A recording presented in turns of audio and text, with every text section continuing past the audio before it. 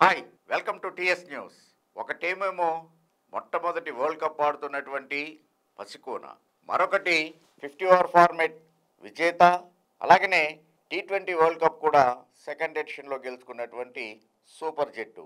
కానీ అనూహ్యంగా పసికోన చేతిలో ఓటమి పాలైంది పాకిస్తాన్. ఎస్, సహజంగానే పాకిస్తాన్ అన్న వెంటనే తెలిసేటువంటిది ఎప్పుడు ఏ రకంగా ఆడుతుంది అనేటువంటిది.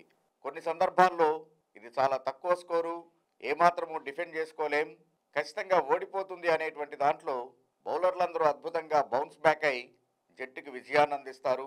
మరొక సందర్భంలో చాలా చిన్న జట్టు అయినా కూడా డిఫెండ్ చేసుకోగలిగిన స్కోర్ని కాపాడుకోలేక ఓటమి పాలవుతారు. అమెరికాతో జరిగినటువంటి లీగ్ మ్యాచ్లో ఇదే జరిగింది పాకిస్తాన్కి. మొట్టమొదట బ్యాటింగ్ చేసినటువంటి పాకిస్తాన్ అతి కష్టం మీద 159 పరుగుల్ని సాధించగలిగింది. కెప్టెన్ బాబర్ ఆజం కీలకమైనటువంటి 44 రన్స్, కానీ చాలా చాలా నిదానంగా ఆడాడు. 43 బాల్స్ ఫేస్ చేసి 44 రన్స్. కానీ షాదాబ్ ఖాన్ ఒక క్యామీ ఇన్నింగ్స్, క్విక్ ఫైర్ 26 బాల్స్లో 40 రన్స్. చివర్లో షహీన్ షా అఫ్రిది T20 కెరియర్లోనే తన బెస్ట్ హైయెస్ట్ స్కోర్ని నమోదు చేసుకున్నటువంటి సమయంలో అతి కష్టం మీద 159 సాధించగలిగింది. మొత్తానికి అమెరికా ఇన్నింగ్స్లో హీరో బాంబే బాన్. బాంబేలో పుట్టి అమెరికాలో స్థిరపడినటువంటి నత్వాల్కర్ 2 for 18 అక్కడే అమెరికాకి విజయాన్ని అందించాడు అని చెప్పేసి చెప్పుకోవచ్చు. మరొక వైపు జిజేజీ 3 వికెట్లని సాధించాడు. ఆ తర్వాత 160 పరుగుల లక్ష్యంతో బరిలో దిగినటువంటి అమెరికా మొదట్లోనే వికెట్ని కోల్పోయినా కూడా the player of the match, captain of USA team Momin Patel అద్భుతమైనటువంటి హాఫ్ సెంచరీ, అతనికి ఆరెన్ జోన్స్ చక్కటి కీలకమైనటువంటి innings. Even first match Ireland తోటి కూడా అద్భుతంగా ఆడినటువంటి ఆరెన్ జోన్స్ మరొకసారి చాలా కీలకమైనటువంటి ఇన్నింగ్స్ని ఆడాడు. So at the end 159 exact Pakistan చేసినటువంటి స్కోరే సాధించడంతో మ్యాచ్ టై అయింది. అటు పాక్ బౌలర్లలో కీలకమైనటువంటి బౌలర్ షహీన్ షా అఫ్రిది వికెట్లెస్ అవ్వటం కూడా బాబర్ ఆజంని ఇబ్బంది పెట్టింది. ఆమీర్ ఒక వికెట్ తీశాడు, కానీ చాలా లేటుగా అప్పటికే కావాల్సినటువంటి డ్యామేజ్ జరిగిపోయింది అని చెప్పేసి చెప్పచ్చు.